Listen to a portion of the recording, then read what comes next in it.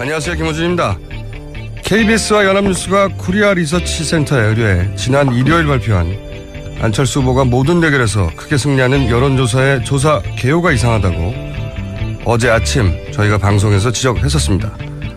3월 같은 조사에서는 국번 8천여 개를 무작위로 사용했다가 이번 조사에서는 불과 60개 국번만 사용했고 결번 등의 이유로 비적격이 된 번호의 비율도 3월에는 60%가 넘었다가 이번에는 8% 불과했습니다. 무작위로 걸었다고 하는데 90% 이상의 번호가 적합했다는 거죠. 중앙선관위 역시 이 여론조사가 이상하다 판단해 업체 데이터를 요청하고 조사에 들어갔습니다. 의뢰자의 요구에 맞춰 의도를 담은 여론조사 과거에 종종 있었습니다. 그 경우 여론조사가 아니라 여론을 왜곡하기 위한 조작이고 범죄죠. 이번 여론조사에 그런 조작의 여지가 없는지 철저히 조사해야 합니다. 만에 하나 그런 시도가 있었다면 그 다음 단계는 그런 지시를 내린 범인을 찾는 거겠죠. 이런 문제는 선거가 끝난 뒤에도 끝까지 따져야 한다고 생각합니다. 김어준 생각이었습니다.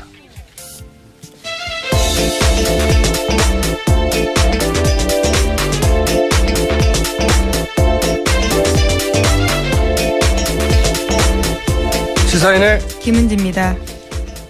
자, 이제 본격적인 선거 국면에 들어가다 보니까 뉴스가 너무 많아요. 예. 빨리빨리 진행해야 되겠습니다. 자, 첫 뉴스는요? 네, 무트로 오른 세월호가요, 심각한 선체 변형을 일으키고 있다라는 보도입니다. 소금물을 머금은 금속이 공기와 접하면서 빠르게 부식하고 있습니다. 특히 침몰하면서 해저면에 부딪힌 배 뒷부분은 좌우로 뒤틀리고 일부 함몰되는 등 이상 신호가 감지됐다고 합니다. 세월호는 이렇게 사고 순간부터 시작해서 사실은 세월호가 인양이 돼서 선체가 올라온 그 장면을 사진으로 보는 것만으로도 슬퍼요, 보니까. 예. 배 자체가 슬프다, 사실은. 네, 또 하염없이 그걸 지켜보고 있는 미수습자나 유가족들 등을 보고 있으면요, 또 더 슬픕니다. 이 사건의 진실은 꼭 밝혀져야 하고 밝혀질 거라고 저는 봅니다. 자, 다음 뉴스는요. 최순실 씨가 최근 전국의 구치소와 교도소 수감자들로부터 50통 정도의 손편지를 받았다라는 동아일보 보도인데요. 손편지가 내용이 비난인 겁니까? 아니면? 예, 일종의 팬레터라고 합니다. 동아일보 보도에 따르면요. 팬레터. 예. 예. 한 남부교도소에 있었던 재소자 말에 따르면요. 남부교도소에 요즘 보이스피싱과 스포츠토토 관련 범죄로 들어온 수용자가 많다라고 합니다. 그 사람들이요, 최순실 씨에게 손편지 써서 보냈다라고 하는데요. 이전까지만 하더라도 최순실 씨 서신 교환 못했습니다. 그런데 남부교도소로 옮기면서요, 그 제한이 풀려서 요즘 이런 편지가 계속 득달같이 오고 있다고 합니다. 남부교도소가 이제 스포츠토토나 보이스피싱 관련 범죄들이 많고 그분들이 편지를 쓴다는 거잖아요. 롤 모델이죠, 롤 모델. 나도 저 정도로 크게 했었어야 되는데 뭐 이런.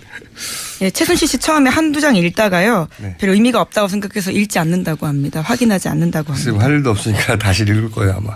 자, 다음 뉴스는요. 네, 어제 중앙선관위 선거여론조사심의위원회 관계자가요, KBS 연합뉴스가 코리아 리서치에 의뢰해서 8일 9일 진행한 여론조사와 관련해서 지적이 있어서 해당 여론조사 기관에 자료를 요청했다, 이렇게 밝혔습니다. 데이터를 받는 대로 조사 방식에 문제가 없는지 점검할 계획이라고 합니다. 이거 저희가 확실해 두고 싶습니다. 저희가 어제 이 시간에 가장 먼저 지적했다는 거 먼저 밝혀두고요. 사실 이 여론조사, 이 선거 기간에 발표된 여론조사를 꼼꼼히 보는 게 제 취미 중에 하나인데, 이런 방식으로 튀는 케이스는 처음 본 케이스예요. 그러니까 어제도 잠깐 설명했지만 010 다음에 4자리 숫자가 있잖아요. 국번이. 그러면 1부터 10까지 10개가 가능하죠. 첫 자리가. 근데 총 4자리니까 10 곱하기 10 곱하기 10 곱하기 10 하면 10,000개의 전화번호가 가능하지 않습니까? 그렇죠? 4자리 수를 통해서. 근데 그중에서 8,000개를 썼다는 거죠. 지난 조사에서는. 이거는 꼭 몇 개를 써라고 하는 규칙은 없어요. 근데 모집단이 충분히 커야 되니까 1,000개 이상을 보통 사용하고 8,000개도 사용하고 그러는데 근데 이번 조서는 그중에서 국번을 60개만 사용했다는 거거든요. 굉장히 이상하죠. 네. 근데 이 60개 국번이 혹여라도 특정 지역이거나 뭐 특정 직업군이거나 혹은 특정 답변을 과거에 한 적이 있는 군집이거나 그럴 가능성을 완전히 배제할 수 없다. 이게 문제의 핵심 중에 하나인 거죠. 그럴 경우에는 왜 골라냈냐 뭐 이런 문제가 남는 거고요. 네. 근데 이제 이렇게 제가 이제 이런 케이스를 처음 봤다고 말씀드렸는데 이렇게 좀 이상한 케이스는 처음이어서 조사 개요를 이거는 그 KBS나 연합뉴스에 조사 개요 발표에도 없어. 이건 선관위 홈페이지 들어가야 되거든요. 한 번 더 들어가야 되는 거죠. 네. 거기에 들어가서 그 개요가 발표되어 있는 표가 있어요. 표준표. 그 표를 읽을 줄 알아야 이게 보이거든요. 그러니까 사실은 아주 극소수의 사람들만 체크하게 되는 그런 그 내용인데 여기서 더 이상한 것은 이제 그렇게 국번도 적지만 무작위로 걸었는데 90% 이상이 있는 번호로 나왔다는 거죠. 네. 대단히 이상한데. 선거 기간에는 모든 여론조사의 조사 기여를 사실은 꼼꼼하게 살펴봐야 할 필요가 기자들에게는 있습니다. 적어도 일반인들이 이걸 일일이 다 볼 필요는 없잖아요. 뉴스를 다 커버할 수는 없으니까. 근데 이걸 보도하는 기자들은 최소한 이걸 읽을 줄 알아야 한다고 저는 생각하거든요. 요즘은 유무선 비율도 좀 따져봐야 되고. 이 문제는 저는 심각한 문제라고 생각해서 어제 지적을 한 것이 물론 이제 업체에서는 자신만의 해명이 있겠죠. 예, 뭐 반박했습니다. 조사 방식에 문제 없다고 하고요. 네. 새로운 방법을 도입했기 때문에 기존에 비해서 전화번호 개수가 줄어든 거다 이렇게 밝히고 있습니다. 그러니까 뭐 그 설명만으로 납득이 쉽지 않은 부분이 있긴 있어요. 전화를 걸어보지 않고 그 전화가 있는지 없는지를 알아야 되는 거잖아요. 이게 새로운 조사 기법이 뭔지 모르겠는데 만약에 그게 아무 문제가 없는 거라면 획기적인 방법인 거죠. 무작위라는 건 상대가 누군지 따지지 않고 돌리는 건데 90% 이상이 있는 번호로 무작위를 골라낼 수 있는 기술이 그분들에 의해서 개발됐다면 굉장히 네, 획기적인 조사 거고요. 대상에게 3번 전화를 걸어서 응답을 받는 콜백을 새로 도입했기 때문에 응답률이 높았다라는 취지 이야기인 것 같습니다. 자, 이 부분은 여론조사 전문으로 하는 이제 전문가들이 이제 체크를 할 텐데 제가 이제 지적하고 싶은 부분은 이 문제는 큰 문제라고 생각해서 과거에 실제 의도를 담은 목표 수치를 제시하고 그 수치가 유사하게 나오도록 미세한 문항의 조정이라든가 혹은 조사 기법의 조정이라든가를 통해서 원하는 결과를 내준 적이 있어요, 실제. 그리고 업계에서는 공공연한 비밀이고 그게 그렇게까지 어렵지 않답니다. 마음을 먹으면. 네. 근데 이제 자기들끼리는 알죠. 업계에서는. 이거 기술이 들어갔구나. 하지만 또 업계에 있는 사람들끼리는 그런 얘기를 잘 못하는 거죠. 그래서 겨우 할 수 있는 이야기는 여론조사를 너무 믿지 말라. 뭐 그런 얘기를 하는 분들도 있고. 근데 이제 문제는 일반인들은 이런 수치를 통해서 영향을 받잖아요. 그 방송이 이 수치를 가지고 끊임없이 확대 재생산을 하기 때문에 그걸로 여론이 만들어지니까 이게 문제인 거죠. 예. 그래서 의구심이 가는 조사 방식이나 의구심이 가는 조사 개요가 있다면 반드시 지적을 하고 거기에 과연 어떤 그 기술적인 문제가 기법상의 문제가 없는지 따져봐야 한다고 여론조사 특히 선거 기간에는 특히나 기자들은 다 해봐야 된다고 봅니다. 이해할 수 없는 자기들이 이해할 수 없는 내용을 그냥 실으면 안 되는 거잖아요. 저는 그렇게 생각하는데 그리고 그걸 검수하는 게 오래 걸리는 게 아니에요. 5분만 쳐다보고 의구심이 나는 부분이 있으면 여론조사 전문가한테 전화해보면 알죠. 꼭 거쳐야 하는 과정이다. 해서 저희가 이 문제는 그냥 넘어갈 문제가 아니라고 생각돼서 이 통계 분야, 네. 특히 샘플링 분야의 세계적인 전문가하고 이 문제를 좀 깊이 있게 다뤄볼 생각입니다. 잠시 후 인터뷰에. 자, 다음 뉴스는요. 네, 어제부터 갑자기 4월 한반도 위기설이 돌고 있는데요. 정치권도 관련해서 초긴장 상태라는 보도가 나오고 있습니다. 어제는 미국이 5월 9일 대선 이전에 북한의 태도 변화 시한을 정해놓고 이후에 대북 단독 행동을 나설 것이라고 하는 정체불명의 확인되지 않은 시나리오까지 떠돌고 있는데요. 최근에 미국이 한반도 주변 해역으로 항공모함을 직결시키고 전략전을 총동원하는 상황이 벌어졌기 때문입니다. 그러니까 한마디로 이제 북침을 한다는 거잖아요. 미국이요? 예. 미국이 북한을 단독으로 우리하고 상관없이. 예, 물론 아직 확인되지 않은 뉴스입니다. 물론 예. 확인되지 않은 뉴스일 뿐만 아니라 그럴 가능성은 대단히 낮다고 전문가들이 얘기하고 있지만 어제 하루 굉장히 돌았습니다. 예. 단독 행동을 미국이 할 수 있다. 이 문제는 저희가 이제 전 통일부 장관 정세현 전 장관과 인터뷰를 나눠보기로 하고요. 자, 이런 뉴스가 나오자 또 정치권에서는 반응을 하지 않을 수 없었죠. 네, 어제 문재인 더불어민주당 대선 후보는요, 최근 불안정한 한반도 정세와 관련해서 입장을 냈습니다. 모든 걸 걸고 한반도 전쟁 막겠다라고도 밝혔고요.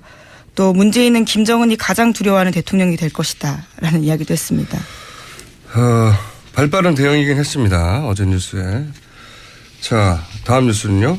다음 후보들은요? 네, 안철수 국민의당 후보는 청년층 공략을 위한 정책 발표와 경제개혁 의제 강조를 위한 젊은 층 지지율 수복에 나섰는데요. 과거 국민적 청년 멘토였습니다. 안철수 후보 같은 경우는. 네, 누구나 다 알고 있죠. 예, 네. 그런데 지금은 그 분야에서 지지가 굉장히 적거든요. 그래서요, 어제 관련된 행사를 열었다라고 합니다. 취약 지지층을 공략하는 건 당연한 거죠. 예. 자, 다음 후보는요? 자유한국당 홍준표 후보는 어제 경남도지사 퇴임식 열었습니다. 그 자리에서 눈물을 쏟았는데요. 또 강성노조와 정교조를 자시하지 않겠다, 이런 막말 또한 했고요. 박근혜 전 대통령 출당 요구는 거부하겠다라고 밝혔습니다.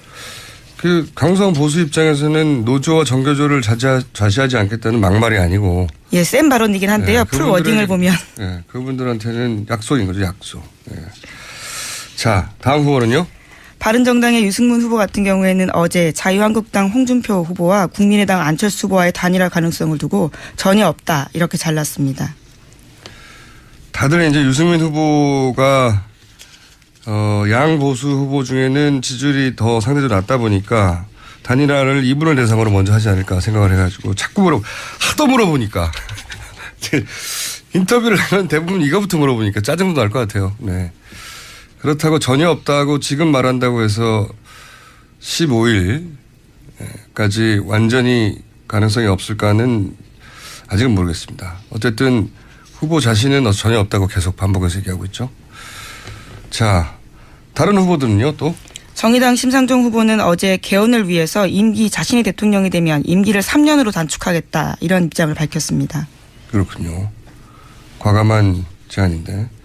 그리고 결국은 지금은 아니라도 다음은 내각제로 가는 게 맞다라고 하는 이야기도 했죠. 자, 또 마이너 후보가 있긴 있습니다. 그죠? 네, 잘 모르시겠지만 남재준 전 국정원장이 출마 선언했었습니다. 잘 모르시겠지만, 네. 예, 그리고 어제 입장도 냈는데요. 전직 기무사령부 지휘관 20명이 문재인 더불어민주당 대선 후보를 지지한다, 이렇게 공개 선언하자 그에 대해서 양심을 팔았다라는 입장을 냈습니다. 네.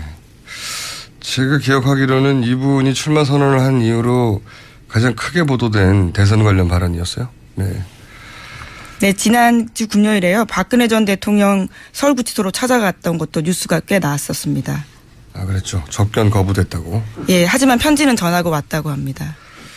알겠습니다. 자, 각 후보들을 한번 쭉 일별해서 브리핑을 해볼 시간이 부족하네요. 짧게 얘기하면 문재인 후보의 강점은 이제 적극 투표층에서의 강세, 표 충성도가 강하다고 표현하죠. 근데 약점이 이거죠. 결속할 만큼은 다 결속한 거 아닌가. 이 약점인 것 같고. 안철수 후보의 강점은 이제 본인은 그렇게 불려지길 원하지 않지만 반문재인이라고 하는 전선의 대표 선수가 됐죠. 이건 구도의 힘이기 때문에 이 지지율은 쉽사리 무너지지 않습니다. 원래 구도가 만든 지지율은. 그게 최대의 강점인 거고. 약점은 이제 보수 진보 양쪽에서 표를 얻어야 되는 딜레마에. 뭐 많이 나온 얘기인데 한번 다시 정리합니다. 후보들의 어떤 전 상황을 이해하기 위해서. 홍준표 후보는 본인 혼자 판을 짤 수 있는 능력을 가진 강점이 있어요. 최대 강점이라고 봅니다. 네.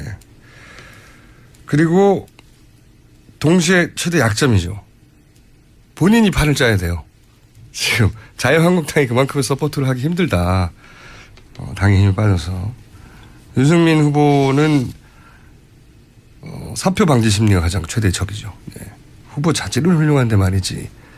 그런데 당선 가능성이 낮으면 우리나라 대선의 표심 특성상 표를 주지 않는 거기서 지금 괴로워하고 있는 거죠. 네. 정의당도 마찬가지죠. 사표 방지 심리. 오랫동안 당해왔던 그 정의당의 입장에서는. 안철수 후보 부정의 최대 피의자죠. 사실은. 문재인 후보가 당선 가능성이 낮아지면 낮아질수록 정의당 지지자들이 흔들리게 되는 양상. 이런 딜레마가 이들 후보 앞에 있습니다. 저희가 좀 더 대선이 진행되면서 이런 문제들 깊이 다뤄보겠습니다. 오늘 여기까지 하겠습니다. 지금까지 시사인 김은지였습니다. 감사합니다. 근데 그중에서 8,000개를 썼다는 거죠. 지난 조사에서는. 이거는 꼭 몇 개를 써라고 하는 규칙은 없어요. 근데 모집단이 충분히 커야 되니까 1,000개 이상을 보통 사용하고 8,000개도 사용하고 그러는데 근데 이번 조사는 그중에서 국번을 60개만 사용했다는 거거든요. 굉장히 이상하죠. 네. 근데 이 60개 국번이 혹여라도 특정 지역이거나 특정 직업군이거나 혹은 특정 답변을 과거에 한 적이 있는 군집이거나 그럴 가능성을 완전히 배제할 수 없다.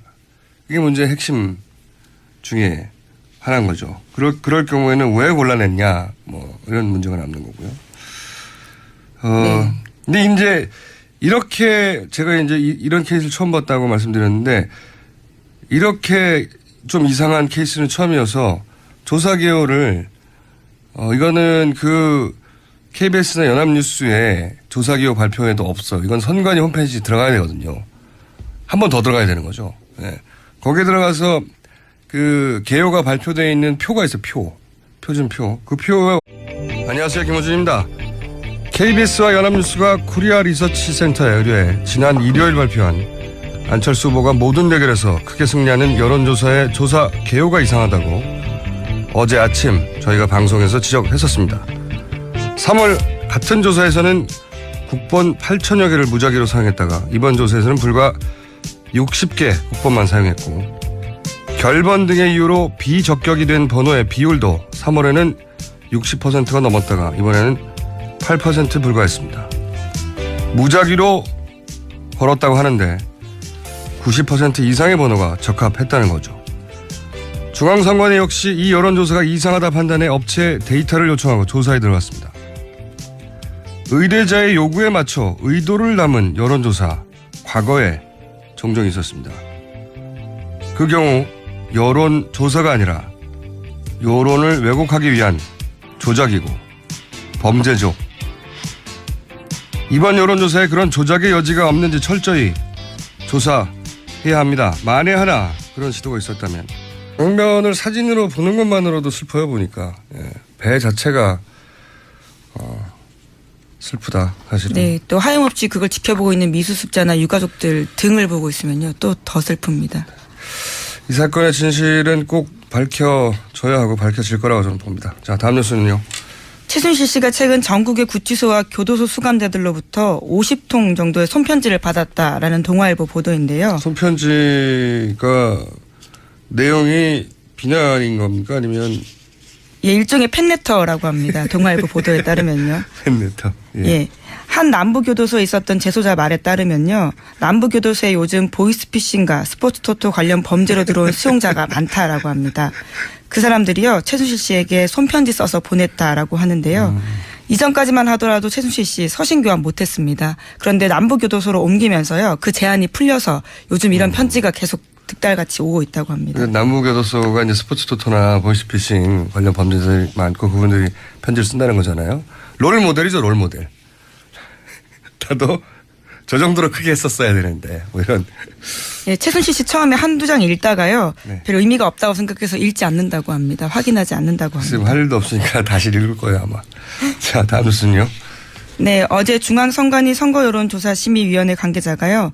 KBS 연합뉴스가 코리아 리서치에 의뢰해서 8일, 9일 진행한 여론조사와 관련해서 지적이 있어서 해당 여론조사 기관에 자료를 요청했다 이렇게 밝혔습니다.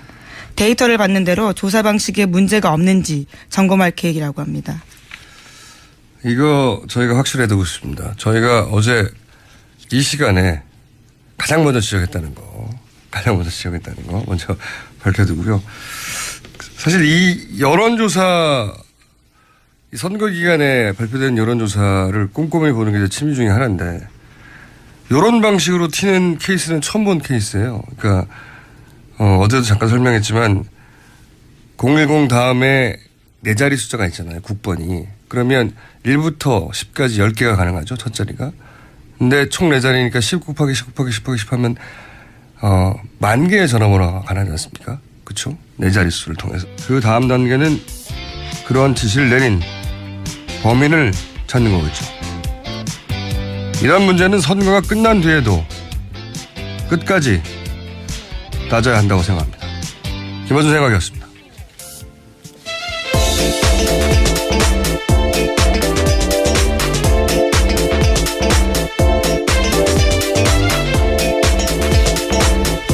시사인의 김은지입니다. 자, 이제 본격적인 선거 국면에 들어가다 보니까 뉴스가 너무 많아요. 예. 빨리빨리 진행해야 되겠습니다. 자, 첫 뉴스는요? 네, 무트로 오른 세월호가요, 심각한 선체 변형을 일으키고 있다라는 보도입니다. 소금물을 머금은 금속이 공기와 접하면서 빠르게 부식하고 있습니다. 특히 침몰하면서 해저면에 부딪힌 배 뒷부분은 좌우로 뒤틀리고 일부 함몰되는 등 이상 신호가 감지됐다고 합니다. 세월호는 이렇게 사고 순간부터 시작해서 사실은 세월호가 인양이 돼서 선체가 올라온 그 장면,